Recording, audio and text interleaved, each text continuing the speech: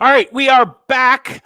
Somehow we lost internet power in the entire building, or connection in the entire building, so somehow our live stream got cut off. Sorry about that.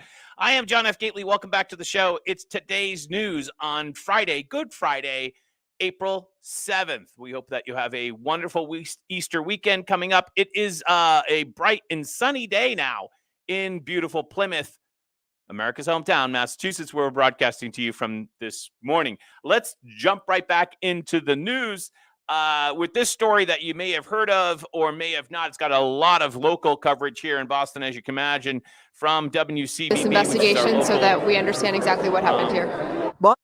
Local mayor calling for answers after a man staying, which is our local ABC affiliate. Let's take a look at the headline first. Airline pilot mistakenly detained by federal agents during training exercise in Boston Hotel. Boston Hotel was detained during a military training. Tuesday night at the Revere Hotel, Army Special Ops soldiers, along with FBI agents, entered a room as part of the exercise, but it turned out to be the wrong room. A man inside, who was not the role player, was handcuffed and interrogated for nearly half an hour before the team realized the mistake. Actually, I heard it was closer to an hour. So let me just recap what she just said in this story.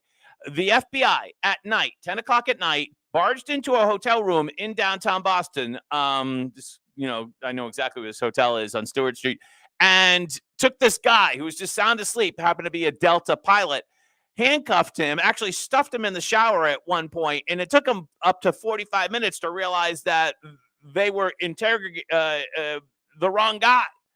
So they went to room 1505, and I don't know, maybe they were supposed to be in some different other room in the hotel room for this so-called training exercise.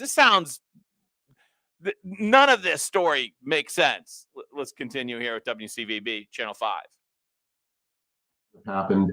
Security expert Todd McGee says real-world exercises can be risky. They're always contained. They're always controlled, even if they're off of property. Well, obviously, they're not obviously controlled and contained because they went to the wrong hotel room. Imagine how this guy feels. Agency, the controls that are put in place for a reason to prevent situations like this. 5 Investigates reports the man involved is a pilot for Delta Airlines who called 911 and Boston police responded. The Department of Defense and the FBI are now reviewing the incident, and Mayor Wu hopes for answers about what went wrong. Anyone that is here in Boston should be treated with the utmost hospitality and care, and it is just shocking and quite disturbing to learn that this had happened. In a statement, the U.S. Army Special Ops Command apologized to the man who was involved in this incident. They say also that any civilians who are in the vicinity, it is their number one concern is the safety of civilians who are in the vicinity of any training they conduct. So the story is that this was some type of training by the Special Ops and the FBI. Oh, okay, sure. Why are they training at a hotel room at night? This does not add up. Does not add up. There is, I don't know what it is, but there's way more than this story meets the eye, right? Way more than meets the eye. Absolutely. Sources say the Delta Airlines employee was handcuffed and interrogated. Oh God, I'm so terrible with that word this morning. For approximately 35 minutes. Actually, almost every other outlet says 45 minutes. Spokesman for the FBI confirmed a hotel guest was mistakenly detained during the exercise, according to the police report. By the way, the hotel had no knowledge that the FBI and Army Special Ops was involved with this thing. They were operating in this hotel room without the consent or knowledge of the hotel itself. Incident occurred approximately 10 o'clock.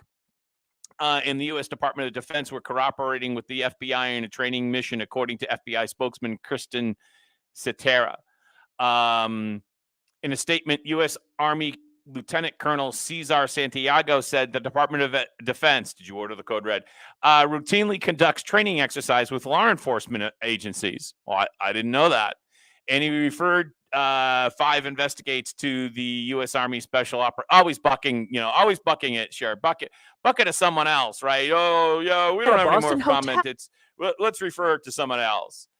There is, I don't think we'll ever get to the bottom of it, but there is a lot more to that story. There is a lot more to that story. I'm looking forward to finding out more. I don't think we ever will, actually. So out of Florida yesterday was a very interesting story about Rebecca Jones and her son. Rebecca Jones' son, you might remember Rebecca Jones. She, during the middle of COVID, she worked at the Department of, I think, Public Health in Florida, and she was accusing DeSantis of all sorts of data manipulation.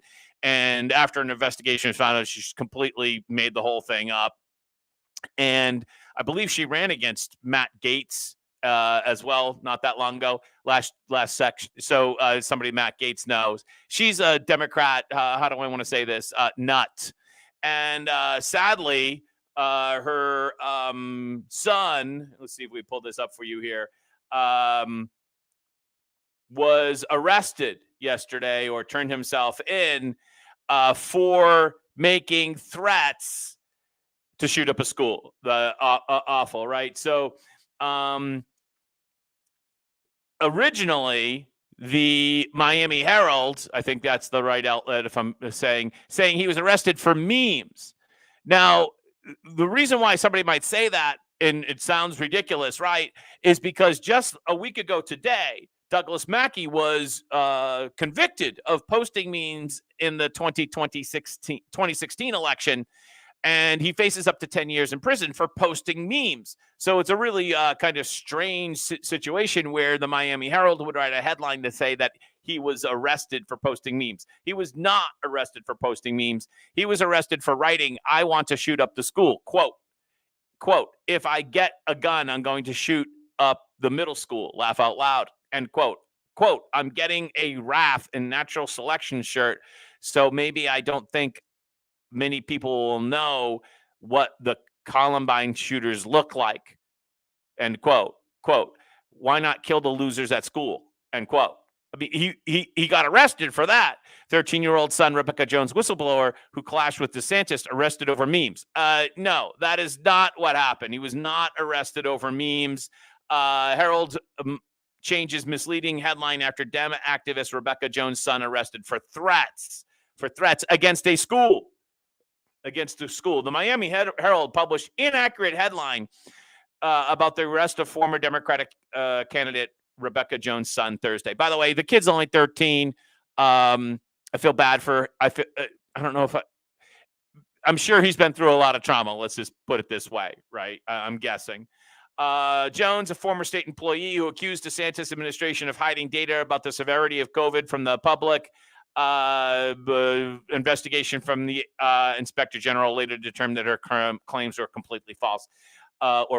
Herald article originally titled 13-year-old son of Rebecca Jones, whistleblower who clashed with DeSantis, arrested over memes, made it appear as though Jones's son was arrested for making jokes. Of course, you can get convicted of that in Brooklyn, which is why Trump can't get a fair trial in New York City.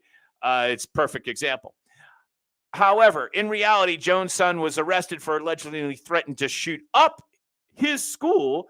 The Herald later changed the headline to "Son of Rebecca Jones, Florida whistleblower arrested in probe of threatening internet posts." It's still kind of like hedging their bets here a little bit about what he actually wrote and here's the Herald on this is what they've corrected it to.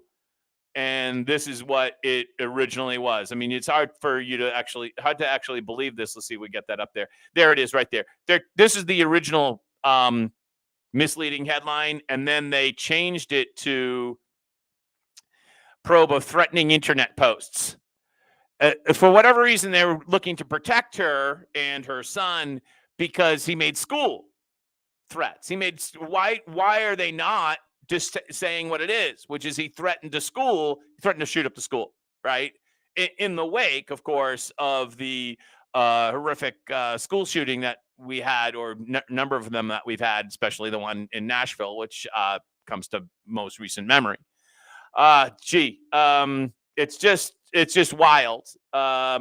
Here's Rebecca Jones. I'm still waiting for my son's release. Everything my son has struggled with in the last 2 years come from DeSantis personally targeting my family for blowing up his COVID success story lie. He was 11 years old when he was held at gunpoint by police on DeSantis's orders. That's Rebecca Jones writing that when attaching some type of news story below it.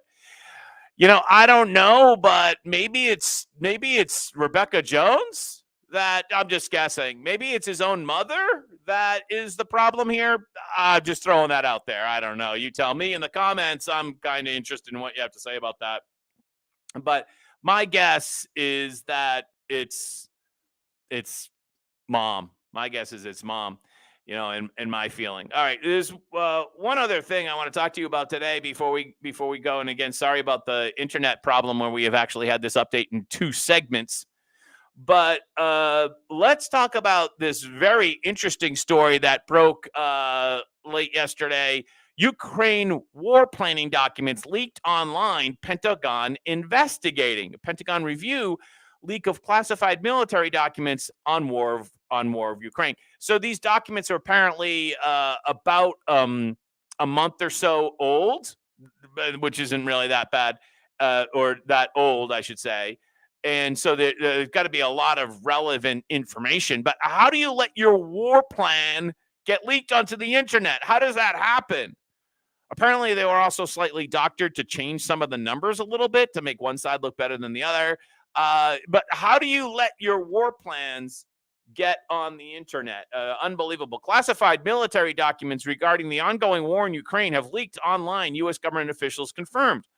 Documents from the military containing sensitive information concerning U.S. and NATO material support for the Ukrainian military for the fight against Russia began appearing on Twitter and Telegram. We are aware of the reports, said the Department of Defense. So that's good that you're aware. At least you're aware of it.